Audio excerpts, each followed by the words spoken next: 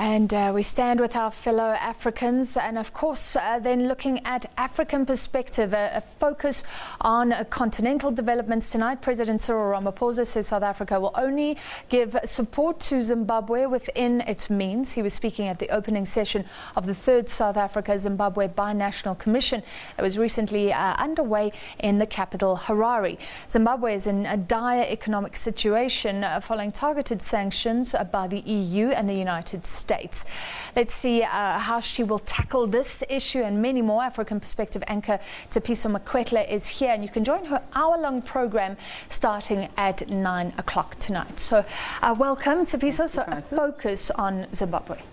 So we'll be focusing on, Francis, as you mentioned, the binational that recently took place. President Cyril Ramaphosa was there, and he did announce that within its means that Zimbabwe will provide some sort of a rescue plan. This, of course, on the back of Botswana hinting of something similar. So we'll be looking at those binational talks, and a lot of that focusing on sanctions. We've seen what some may consider a bit of a turnaround in attitude by MDC Alliance leader Nelson Chamisa, saying that he believes that the EU and US need to lift sanctions from Zimbabwe, which are hurting the people of Zimbabwe, but only if President Emmerson Mnangagwa, he says, sorts out his own house. What does that mean? We'll be speaking to the MDC and ZANU-PF in studio about that, including the currency challenges, which our foreign editor Sophie Mkwena spoke to Zimbabwe's finance minister about. An exclusive interview with Nelson Chamisa himself,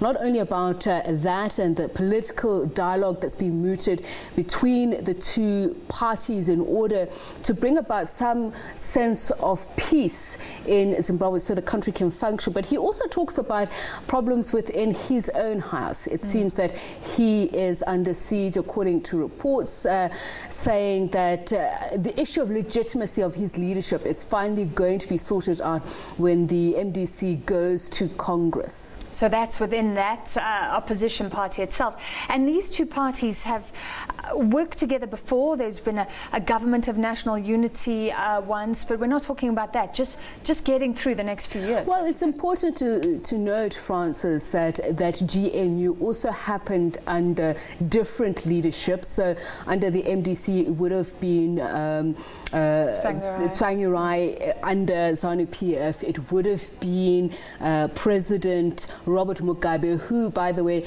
Nelson Chamisa talks about with Sophie Mkwena in that interview. So it would seem that some pundits are saying that it is a difference or a battle of egos, and that is why these two leaders need to set aside their ego, so to speak, and really get Zimbabwe working again. So we'll find out what the stumbling blocks are. And asking for money from South Africa, it sounds like we're not opening the coffers, but very sympathetic. Thank you very much, Tsepiso Makwetla, and she'll have a lot more for you at 9 o'clock tonight.